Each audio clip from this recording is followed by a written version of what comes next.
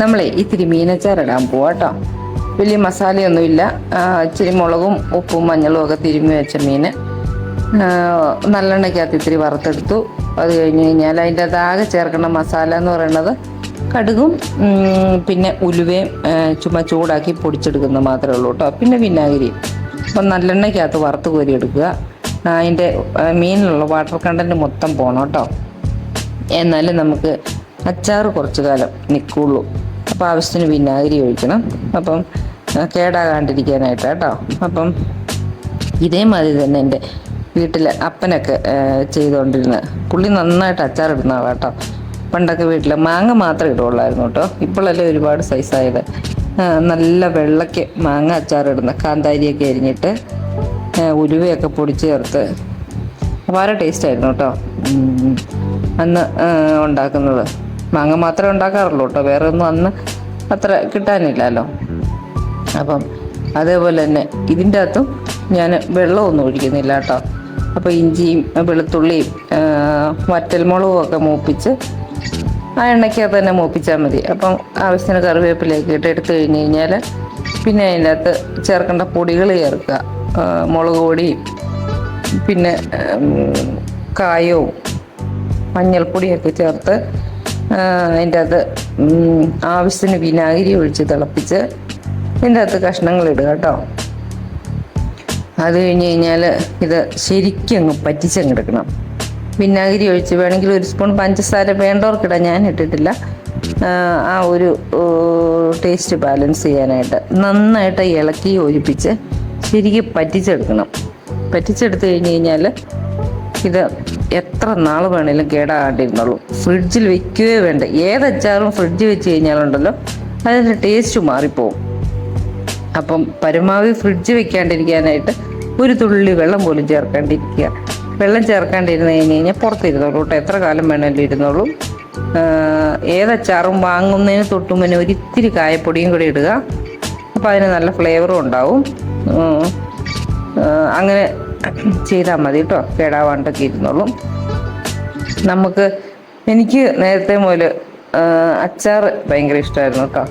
പക്ഷെ ഇപ്പം പൊതുവെ കഴിക്കുന്നത് കുറവാണ്. അപ്പോൾ ഇതുപോലെ ഉണ്ടാക്കി കഴിഞ്ഞ് കഴിഞ്ഞാൽ നമുക്ക് പിള്ളേർക്ക് മെയിനായിട്ട് ഹോസ്റ്റലിലേക്കോ പുറത്തോട്ട് പഠിക്കാൻ പോകുന്ന പിള്ളേർക്ക് എത്ര മാസം വേണേലും ഇത് കേടാകാണ്ടിരുന്നോളൂ കേട്ടോ. കൊടുത്തു വിട്ടാൽ ഇതിങ്ങനെ പറ്റിച്ച് തോർത്തി എടുക്കുന്നുള്ളതുകൊണ്ട് ഇതിൻ്റെ അകത്തുനിന്ന് എണ്ണയൊന്നും ഒലിക്കത്തില്ല. അപ്പോൾ അത് അവർക്കും ഉപകാരമാണ്, നമുക്കും വിശ്വസിച്ച് കൊടുത്തു വിടുകയും ചെയ്യാവേ. അപ്പം എല്ലാവരും ഇങ്ങനെ ഉണ്ടാക്കാൻ നോക്കുക കേട്ടോ. അച്ചാർ രുചി കൊണ്ടുവാനും നമുക്ക് ഇച്ചിരി കൂടുതലുണ്ടാക്കി വെച്ചേക്കാം എന്ന് കരുതി കഴിഞ്ഞ് കഴിഞ്ഞാൽ ഇച്ചിരി കൂടുതൽ മീനോ എന്നാ കിട്ടിയാലും ഉണ്ടാക്കി വെക്കാമെന്ന് കരുതി കഴിഞ്ഞാൽ അങ്ങനെ അങ്ങ് ഇരുന്നോളൂ. ഈ അച്ചാറുണ്ടാക്കുമ്പോൾ ഞാൻ ഈ ചെയ്ത മെത്തേഡൊന്ന് ഫോളോ ചെയ്യുക കേട്ടോ. അതായത് വെള്ളമൊന്നും ചേർക്കുന്നില്ല, ആ ഒരു രീതിയിൽ ഫോളോ ചെയ്യുക. പക്ഷെ അളവുകൾ നിങ്ങളുടെ ടേസ്റ്റിനനുസരിച്ച് ഇടുക. അളവുകൾ കാരണം എരിവ് കൂടുതൽ വേണ്ടവരുണ്ട്, ഉപ്പ് കുറവ് വേണ്ടവരുണ്ട്, അങ്ങനെയൊക്കെ ഉണ്ടല്ലോ. അപ്പം അത് നിങ്ങൾ ബാലൻസ് ചെയ്തിട്ട് ഏത് അച്ചാറുണ്ടാക്കുമ്പോഴും ഞാൻ ഈ പറയുന്ന രീതിയിൽ ഉണ്ടാക്കി കഴിഞ്ഞ് കഴിഞ്ഞാൽ എത്ര കാലം വേണേലും ഈ അച്ചാർ കേടാവാണ്ടിരിക്കും. അത് തന്നെ ഞാൻ ഈ തന്നെ പിന്നെയും പറയേണ്ടത് കേട്ടോ. അച്ചാറല്ലേ പൂത്തുപോയി കേടായി എന്നൊക്കെ എല്ലാവരും പരാതി പറയുന്നത്. അപ്പോൾ അച്ചാർ എടുക്കുമ്പം സ്ഥിരമായിട്ട് എടുക്കുന്ന ഒരു സ്പൂൺ നമ്മൾ ആ പാത്രത്തിൽ ഇട്ടേക്കുമല്ലോ, അത് നിങ്ങൾ ഈ ഇടയ്ക്കൊന്ന് ഒരു ടിഷ്യൂ വെച്ചോ അല്ലെങ്കിൽ ഒന്ന് കഴുകിയിട്ട് നന്നായിട്ടങ്ങ് തുടയ്ക്കുക. തുടച്ചിട്ടേ വീണ്ടും ഉപയോഗിക്കാവുള്ളൂ. അല്ലെങ്കിൽ ഒരു വെള്ളത്തിൻ്റെ ഒരു ജലാംശത്തിൻ്റെ ഒരു കണിക വീണാലും അത് പൂത്തുപോകും. എന്നിട്ട് പിന്നെ അയ്യോ അതുണ്ടാക്കിയത് ശരിയായില്ല എന്ന് പറഞ്ഞിട്ട് കാര്യമില്ലല്ലോ. സ്ഥിരമായിട്ട് ഒരു വലിയ ഭരണിയും തന്നെ കോരിയാലും ഒരു പ്രശ്നം ഉണ്ടാവില്ല. വെള്ളത്തിൻ്റെ അംശം വീഴരുന്ന് മാത്രമേ ഉള്ളൂ കേട്ടോ. അപ്പം എല്ലാവർക്കും ഇതൊന്ന് ട്രൈ ചെയ്ത് നോക്കാം കേട്ടോ. മീനച്ചാറെന്നല്ല, ഇപ്പോൾ ബീഫ് അച്ചാറാണേലും ചിക്കൻ അച്ചാറാണേലും പിന്നെ അല്ലാതെ നാരങ്ങയാണേലും ഏതച്ചാറും ഒരുപാട് മസാലയൊന്നും ഇല്ലാണ്ട് നന്നായിട്ടുണ്ടാക്കി കഴിച്ചാൽ മതി. ഒത്തിരി നാളിരുന്നോളും.